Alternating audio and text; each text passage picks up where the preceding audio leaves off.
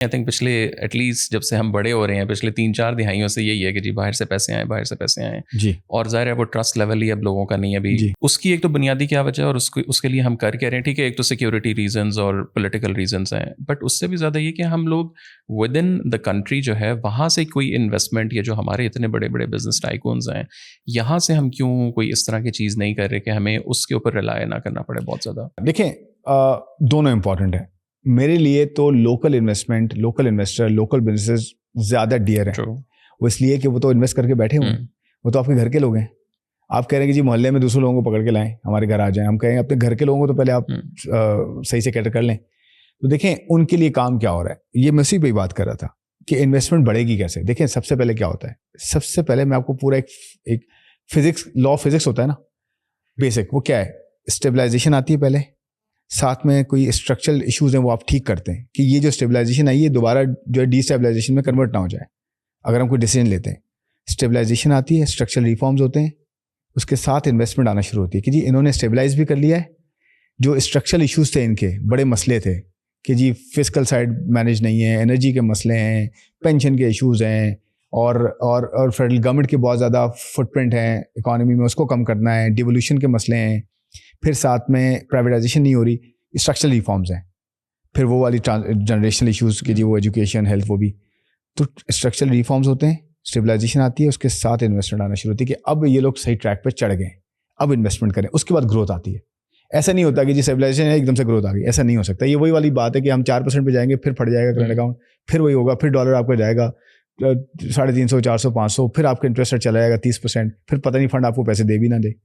तो देखें ये बड़ा सेंसिटिव इस वक्त मामला है कि इन्वेस्टमेंट के पीछे जाना, उससे पहले जो प्री रेक्स हैं वो हमने किए या नहीं किए, वो हम करने की बात कर रहे हैं, उस पर हम काम कर रहे हैं। उसमें अब क्या क्या कर रहे हैं, देखें लोकल बिजनेसेस के लिए कर रहे हैं।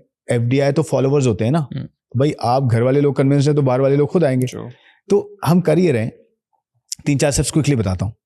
देखें जो अल्टीमेट गोल है वो क्या है, एक्सपोर्ट ड्रिवन ग्रोथ होगी, प्राइवेट सेक्टर लीड करेगा ग्रोथ, पब्लिक फाइनेंसेस ऑप्टिमाइज होंगी, सब कुछ प्राइवेट सेक्टर करेगा, और ग्लोबल मार्केट क्रिएट करनी है हमने एक्सपोर्ट्स के लिए, उसके लिए एफिशिएंसी, प्रोडक्टिविटी, इन्वेस्टमेंट सारी, और ऑप्टिमाइज्ड होंगी पब्लिक फाइनेंसेस, जिसका मतलब है स्ट्रक्चर रिफॉर्म्स होंगे तो टैक्स सही होगा और खर्चे ठीक होंगे ना।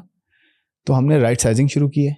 राइट साइजिंग क्या है, फेडरल गवर्नमेंट का बजट है $3 बिलियन एक साल का, $3 बिलियन सिर्फ फेडरल गवर्नमेंट का है, खर्चे का 836 अरब रुपए।